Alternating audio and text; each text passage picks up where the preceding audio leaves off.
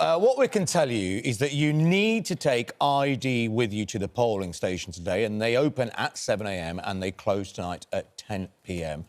Joining us now to explain more is the Institute for Government's Programme Director, Alex Thomas. Alex is basically an election expert. No pressure, Alex, but we've already asked you a few things off air and you've got all the answers, which is great. Just explain why.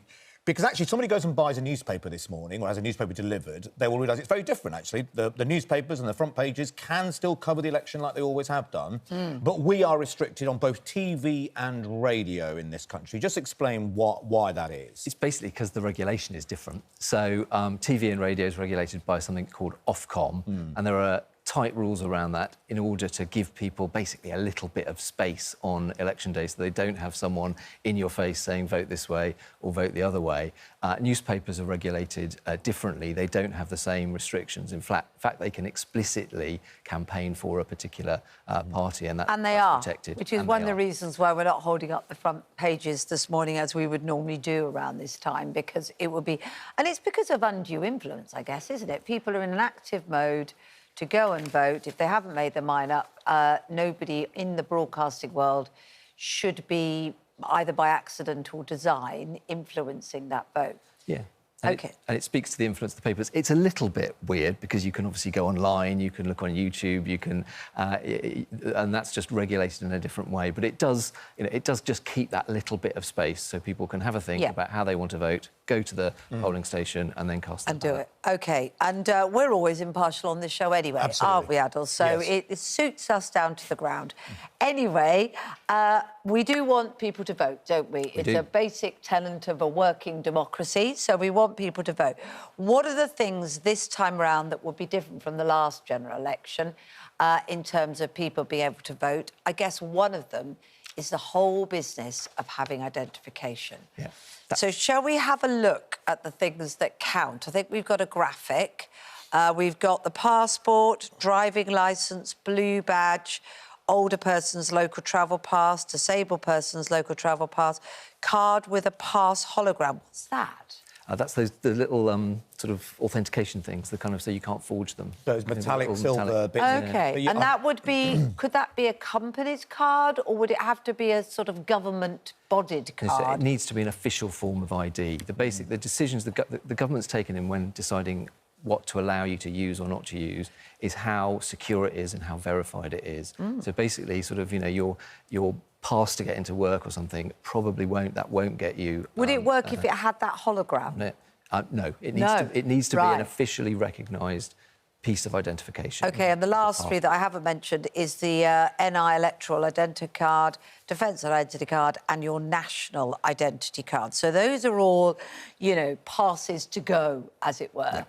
We've already had people saying things like, Bernard says, I only have a library card or a Tesco club card. Can I vote? Yeah, unfortunately, that's not going to do the job. OK. It needs to be an official government ID and one that's on the list that you said. What you could do before the election, it's not much use today, so sorry to people who haven't done this, but you can apply for free for an ID card that you can then take to the So when polling Tesco station. said every little helps, they don't really mean it comes to their club card and voting then? Not for democracy. Not for democracy, Not for democracy, as it turns out, no. You're campaigning on behalf of Tesco's now. Other supermarkets are available. So there will be people that wake up and think, holy moly, I don't have anything, I'm not in employment, I haven't got any of those things you said.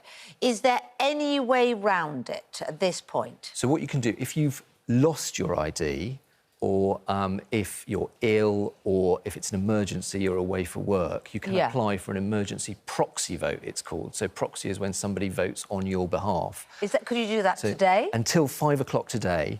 You can go online, look on the Electoral Commission website, download a form, and then you can take that to your local authority, your local council, and they can process it for you, and that will allow you to vote. But you do still need ID. So you could get that person to vote for you, even if they're voting themselves? If they're voting themselves, that's allowed. And then they can vote for you as well? Yes, and if you don't have ID, but they do, you can prove your identity to the local authority. This is getting a bit complicated, sorry, but you prove your identity to the local authority. They issue a proxy vote. Right. The other person then votes on your behalf. And if they have ID, that should be OK. So just to And how do you get that? Sorry, okay. Because I don't know if you very often ring your local council, but it's not always the speediest of process. It's not, though. No. They have a dedicated electoral services team. Do they? Who should be on... This is, this is their big day. Yeah. They should be on form today. They've got people working on all of that. So if you download this form, contact your local authority, but they should be able to help you. But Right. so if you've lost it, you realise if you've lost your ID, you realise you haven't got an ID this morning. Is it still possible to vote in any shape or form? Yes, you can apply for this proxy vote by 5 o'clock today. Right. OK. You can apply for a so you've got to proxy go vote. on this website, you get the form, but you physically have to go to your local council office in the first instance with that form. Crikey. Okay. So that's... There's a few things you need to do. Yeah. It's not that But straightforward. it's not all lost. What about happens if you haven't registered to vote? So I'm in a situation, I was very excited about it. I thought my daughter and I, who's turned 18 recently, could go and vote for the first time. She's now saying she doesn't think she did properly register. Polling cards that have come through the door, I haven't had one for myself or her. The only polling card that's come through the door is for Derek, sadly, who's passed away. Is there any way around that situation? Because there will be people, in fact, there's many people saying, I haven't received a card, I have received a card, I think, but I can't remember, and I don't know if I've lost it. What do you do about registration at this late date? Yeah, it's too late now, It's too unfortunately, late. to register to vote. So you do need... You'll get every year, each household will get a form that you fill in and you check that that's right. You can also register before you're 18 if you're going to be 18 in the next year. So you can do that, but you do need to be on the electoral register. If you're not on the electoral register, then I'm afraid it's too late. And it's not an automatic thing. So, for instance, if you've moved house or if you've just turned 18, it won't be automatic for you. But you can go, and again, it's too late today, unfortunately, but you can go online. There's a really simple process online where you can register to vote. It just takes a minute or two, but it is too late today. So you've got to do it for next time. We're running out of time, but I just want to clarify very quickly. If you have got ID, like your passport, your driving licence, so many of us probably haven't seen our passport for months. When you wake up this morning, you go, oh, my God, it's out of date, it's expired, that's still OK, That's right? fine. So if you've got that, as long as it's still you, as long as that's still fine. And just to clarify, some of the things you can't use bank cards and birth certificates, has to be photo ID, is that right? Yep. No photocopies or digital versions of your IDs. And Student unis and student union passes? Normally not, so OK. no. And one thing that surprised me, actually, was a veteran's card. I would have thought, a veteran's card. I mean, it's pretty certain that you're a British citizen, This caused a bit of controversy a few weeks ago did, when, didn't it? and in previous years. So the government is sorting that out, but as yet, no. All right. OK, thank you very much, Alex. That's been really useful. We'll go over some of those a bit later this morning as well, just to remind you if you are off to the polling stations later today. Just explain why. If people go and pick up a newspaper this morning or they've got a newspaper delivered, it's very different. Newspapers will be talking about campaigns and politics. We can't in this country on television and radio. Why is that? Yeah, it is a bit of a strange one because newspapers are explicitly allowed to campaign and talk about who they think you should vote for, whereas broadcasters on TV and radio aren't because they're regulated differently. So under the rules, Ofcom will be keeping a close eye on what everybody's saying on the media, just to give people that little bit of extra space so they can think about how they want to vote today. They're not having, vote this way or the other shoved down their throats. OK. Now, we'll go through what you need to bring with you, a very quick checklist, because I think that will make people come a cropper like it did in actually the local elections in May, didn't it? The mayoral elections.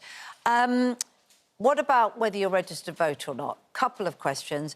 According to my counsel and Mrs Draper, can I go along? I know I'm registered to vote, but I haven't received a polling card. What do I take along? Do I have to prove I'm Draper or can I just be Garraway, as my passport says? So it depends how you registered. So, but if you're registered as Draper, but your passport says Garraway, you'll need to take along a marriage certificate or some kind of proof of name change. Right. If the difference between your ID and how you registered is just like I'm Alex, and if it's Alexander, that's fine. They should be OK. OK. But if it's a big change of surname or a full change of name, you'll need to prove that you've changed your name. But it's too late to do this now, re-register in your new name. So too late to register. I've got confusion, and a lot of people got confusion because they think they've got a card and then they now can't find the card, or maybe they're just not sure if they're registered at all. Too late to go through the faff of registering. What's the best thing to do? Do you turn up, or when's a good time to turn up if there's a question mark? So if you think you're registered but you're not sure, just turn up. I mean, today you could try and contact people and so on, but actually, given where we are, I would just turn up as early as possible so that you can then talk to the people at the polling station and they'll be able to give you advice. If you're not registered, I would say don't get shirty with the people in the polling station. They're having a long day. It's a busy and difficult day for them, and they're trying to do a just make sure you're registered for next time. Make sure you're registered for next time. Now, you've woken up this morning, you really want to vote, it matters to you, but you woke up this morning and you're feeling a bit unwell, or one of those days you just can't leave the house.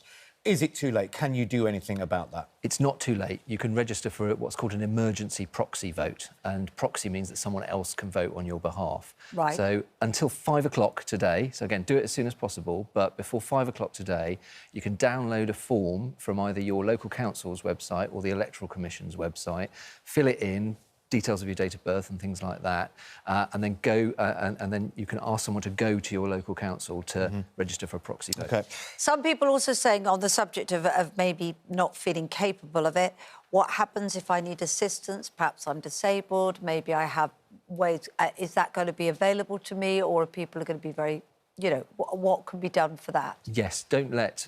if you think you need assistance, don't let that stop you going to the polling station. You can bring someone to help you if that's what makes you feel most comfortable, or the polling station staff will be there to help you, and they can help you right up into the little booth where you put your cross in the on the ballot paper. OK. Alex, thank you very much. And I know the most important question as well, can you take a selfie in the polling booth? No, you can't. Because, that's important. And that's because you might inadvertently show somebody else's vote, and that's a really serious offence. That can be in prison. I think a lot of people will go, oh, I'll just do that, post it online. Months. Especially if you haven't voted before and you don't know. Yeah. OK, so ITV News have a special election programme from 10 to 10 tonight for the run-up to polls closing. Susanna and Ed and the rest of the gang here at Good Morning Britain will have a special programme tomorrow with all the results as they come in, 6 until 9:25 a.m. So it's extended. Yes. Wow. So do join us for that. Thank you very much indeed.